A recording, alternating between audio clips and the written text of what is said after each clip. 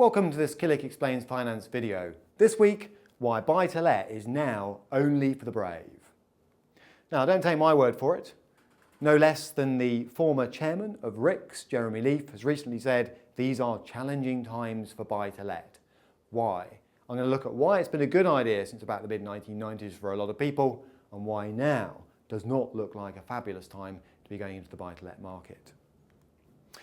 Okay, so it has been a good run.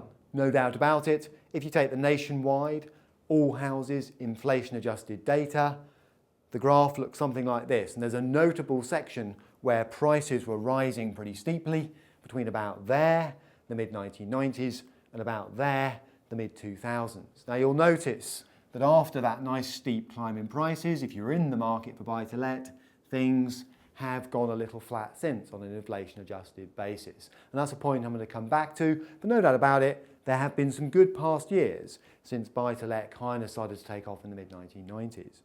And on top of that, I mean, not only have prices risen, but buy-to-let investors can do something that equity investors can't easily do, and that's gear up. So they can say, well, actually, I'll buy the property with, say, a 50% mortgage. So I'll buy a property that costs £200,000, let's say. The mortgage is half of that. I'll put the remaining equity down if they're fortunate enough to have it. That means if the price rises 50% to £300,000 from 2 to 3, given that the mortgage is fixed at 100, let's say, your equity has basically gone up by 100%. Nice work if you can get it. Now compare that to debt-free property, or the position if someone's putting the same money into equities, let's say, and same cost, no debt, so it's all funded by you. The price rises 50%. The new value of that property is £300,000, as it was on the left. All of that is equity, so you've not done badly, but you've gone from 200 to 300, which is a return on equity of 50%, only half. So in a bull market, gearing is helpful. And buy-to-let investors would say that based on what happened from about 1990 to the mid-2000s. And what's more, borrowing has rarely been cheaper. So, if you look recently at what's happened to the bank rate over that period, particularly just there, fantastic, happy days. Mortgage rates are linked to the UK bank rate, and we're at a historic low level. So it's all looking like one-way traffic, but the tide is turning. And that probably explains why on my first graph, that nationwide graph, if you look at more recent years, it's definitely not that solid upward line. It's a dip and it's gone kind of flat. Why? Well, first of all, politicians are getting involved. George Osborne is targeting buy-to-let. His theory is if he stops people owning second homes in the kind of amateur market as he sees it, that will free up more property for first-time buyers. Leaving the merits of that argument to one side for a moment, this is what he's doing, and it's pretty painful for buy-to-let investors of a certain type, retail buy-to-let investors. First of all, stamp duty is going to go up by a flat 3% from April 2016.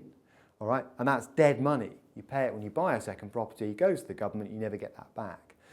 The blanket 10% wear and tear allowance, that's the ability to knock expenditure off on around 10%, it's like saying, roughly 10% of my rent is wear and tear. The ability to just knock that off and then calculate tax on the balance or reduce your tax bill is disappearing. You need to now demonstrate how much you've spent, not just take that blanket allowance. Mortgage interest relief is being reduced on buy-to-let properties. That's the ability to knock mortgage interest off against income before you calculate your tax bill. And the CGT on gains is going to be due much quicker than it used to be in the past. And that's where he's got to so far. These are things we know about. Who knows what else is coming down the line? So problem number one is the government has got buy-to-let firmly in its sights.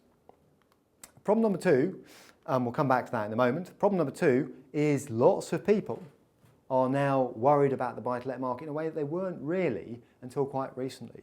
So Henry Pryor, BBC agent, has said, for the first time in 3 years, people are going to struggle to break even because of the additional cost of doing business in the property market. The buy-to-let industry as a cottage industry is dead. That's pretty blunt. That's Dan Gandesha, the CEO of Property Partners. And now on the other side, the taxation changes, just looking at what the government's done, according to Rob Thomas, a former Bank of England economist, will be enough to plunge buy-to-let properties into losses in a lot of cases. All right? And that is potentially not taking full account of some of the other factors I'm about to look at. So what are they? Well, First of all, recent price rises are unlikely to continue. They might, but you've got to say the past has to be some sort of guide to the future here. And if we were to look at Halifax data this time, another big provider of mortgages other than Nationwide, and look at the period from 1983 to 2009, that's post the credit crisis, you'll see prices rose from just over 30,000 on average, according to the Halifax, to more like 160,000. Now, if you think that post-credit crisis trend is going to continue, let alone the one pre-credit crunch, all right, so I'm being generous here if you like, you would have to assume that by 2035, the UK market for property could stomach prices at an average of £825,000 or around 10 times average earnings. Is that likely? What's more, that fabulous inflation number that's kept interest rates down may be about to change. So yes, we've had inflation low, even below zero in the UK recently, all right, and that may hold good for a little bit longer because there are lots of factors globally pushing prices down. Technological disruption, oil prices tumbling, Chinese and emerging markets, commodities demand in particular weakening, global spare capacity, not too much wage pressure in developed economies. All of that adds up to a picture where inflation could stay subdued for a while. But the Fed is worried enough to have started raising interest rates and is forecast to raise them again.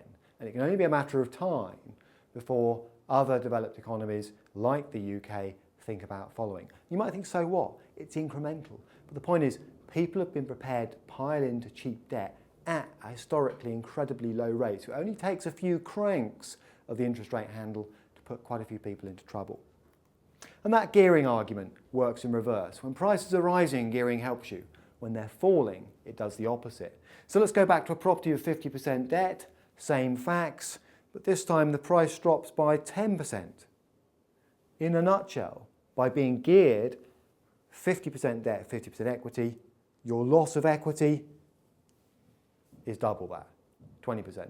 And if you're in a position where you couldn't put down a deposit of that kind of size, say you're working off 75% debt, then it gets worse. Same facts, a price drop of 10% causes a loss of equity of around 40.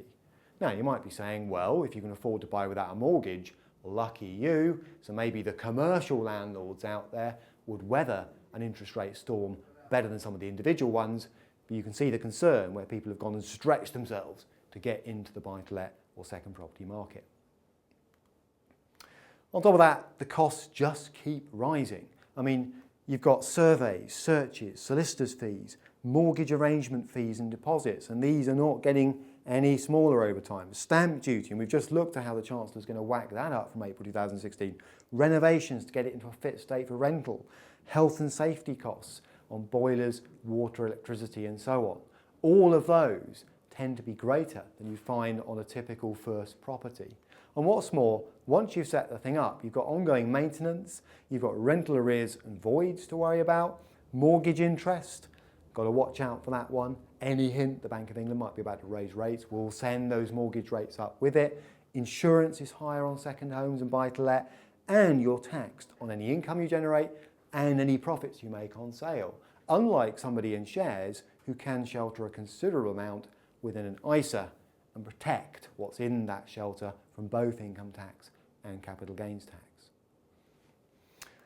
So, conclusion, yes, I think for professional investors and savvy amateur investors, there is still something to be said for taking advantage of a structural shortage of property in the UK. Yeah, we're not building enough property, that's well known. But I don't think the heady days, the boom years, are going to repeat anytime soon, if ever.